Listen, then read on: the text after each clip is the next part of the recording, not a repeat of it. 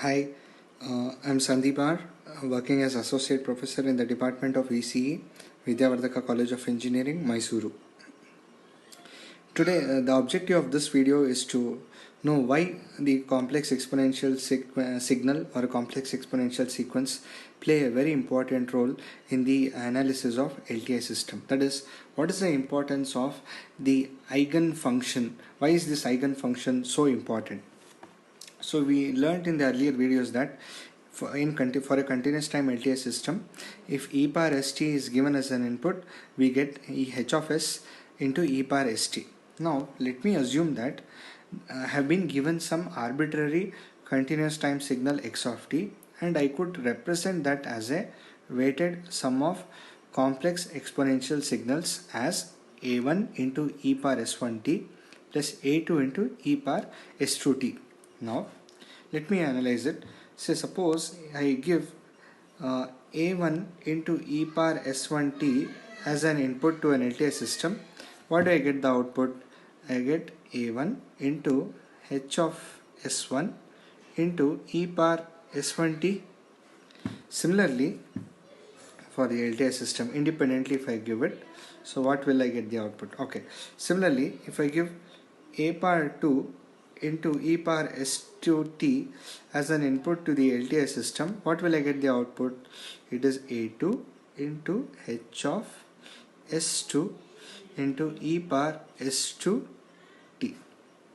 So independently, but we know that this system is linear, so whether you apply the individual inputs, get the corresponding outputs and then combine it, or combine the inputs, process them, then get the output directly, it is both one and the same. So here what I did, independently I saw what is the response of the LTI system to individual complex exponential functions. Now I'll combine them because of the property of linearity or superposition principle.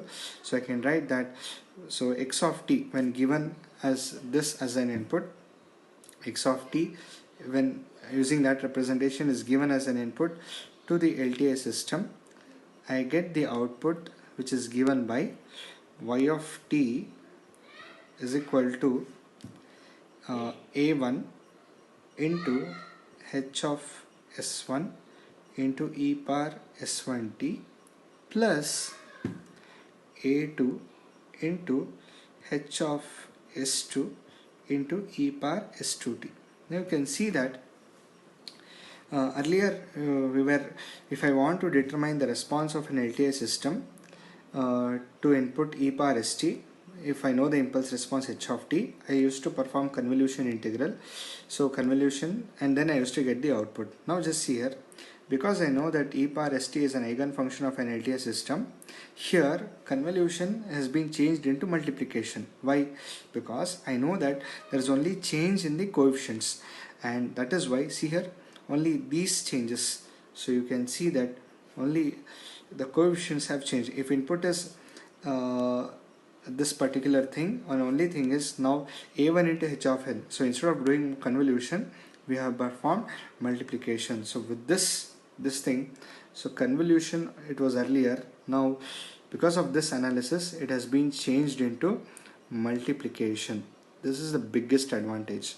And we have also learned that if input is represented as the weighted sum of complex exponential signals, the output is also a weighted sum of complex exponential signals with its only change in its weight. So here I took a specific case wherein x of t was represented as weighted sum of two complex exponentials, but in general it can also be applicable for many signals. So if x of t is represented as summation k is equal to minus infinity to plus infinity ak into e power skt, then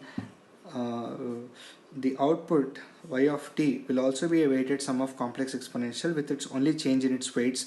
Now it has become just multiplication. So summation k is equal to minus infinity to plus infinity ak into h of sk into e power skt. This is an important concept that we have learned. Will it be applicable for a discrete time system also? Yes, let us try to analyze that.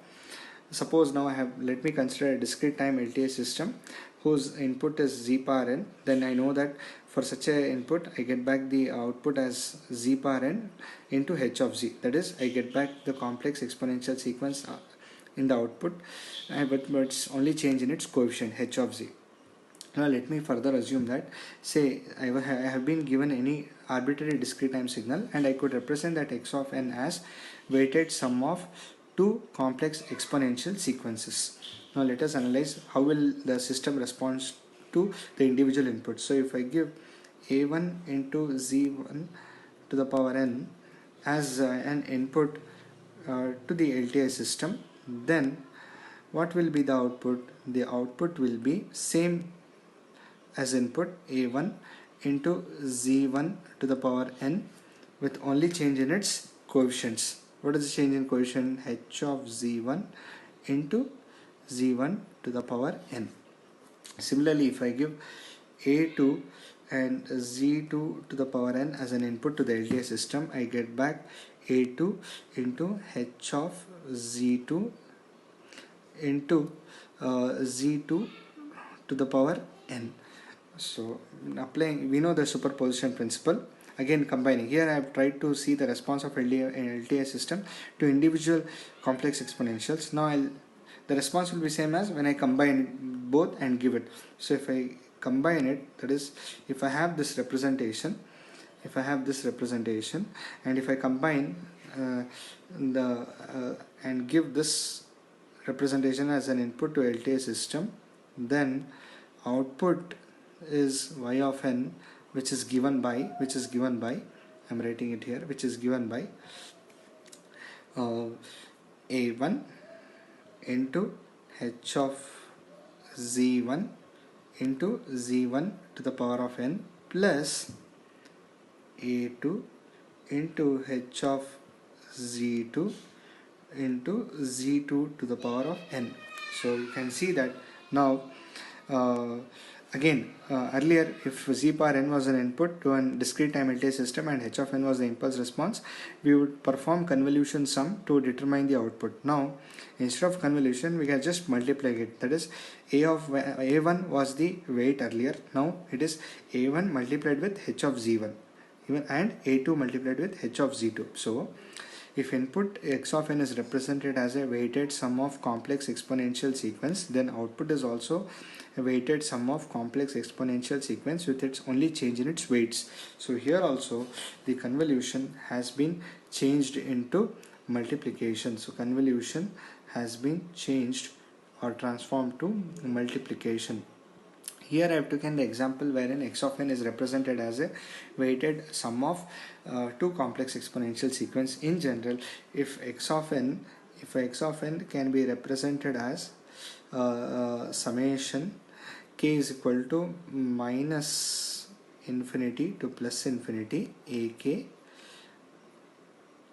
into zk power n, and when such a representation is given as an input to LTI system, then the output y of n is given by summation k is equal to minus infinity to plus infinity with its only change in its weights. So ak into h of zk into zk power n. So in summary, for both continuous and discrete, if input is represented as a weighted sum of complex exponentials, then output will also be a weighted sum of complex exponentials with its only change in the weights. And the other important thing is convolution is transformed into multiplication. Okay, so thank you for watching. Okay.